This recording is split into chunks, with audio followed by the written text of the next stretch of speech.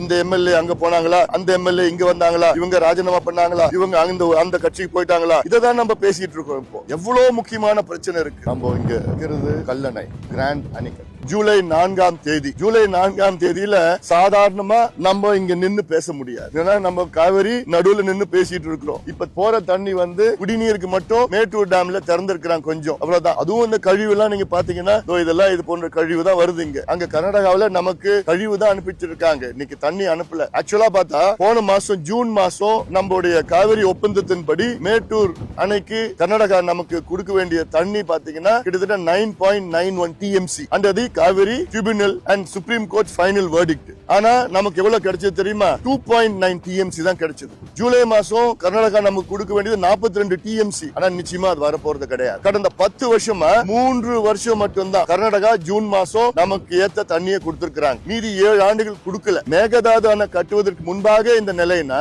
கர்நாடகாவில மேகதாது அணை கட்டிட்டாங்கன்னா இந்த தண்ணி வரப்போறது கிடையாது. இது திருப்பி நான் சொல்லிட்டு இருக்கிறேன். ஏன்னா காவிரி ஆறு நம்முடைய ஆறு, இது நம்மளுடைய வரலாறு, நம்முடைய பாரம்பரியம், நம்முடைய வாழ்வாதாரம், நம்முடைய குடிநீர் பிரச்சனை, நம்முடைய உணவு பாதுகாப்பு எல்லாமே சேர்ந்ததுதான் காவிரி. அப்படிப்பட்ட காவிரி நாம் காப்போம். கர்நாடகாவில் 70 TMCல மேகதாது தேவையில்லாத ஒண்ணு கட்டியே ஆகணும்னு அந்த அரசு துடிச்சிட்டு இருக்கிறாங்க. ஆனா நம்ம தமிழ்நாட்டில் இருக்கிறவங்க எல்லாம் அமைதியா இருக்கிறோம். It is the problem of our survival. நான் சொல்றது ஏதோ பெரிய வார்த்தைகள் சொல்ல நினைச்சுக்காதீங்க. It will happen some point of time. If we don't take action today we have to stop Karnataka building this unwanted Mekedatu dam. அதனால நாம் எல்லாரும் ஒன்னா சேர்ந்து இதற்கு குரல் கொடுப்போம், அழுத்தம் கொடுப்போம், சத்தம் போடுங்க, மிகப்பெரிய விழிப்புணர்வு ஏற்படுத்துங்க.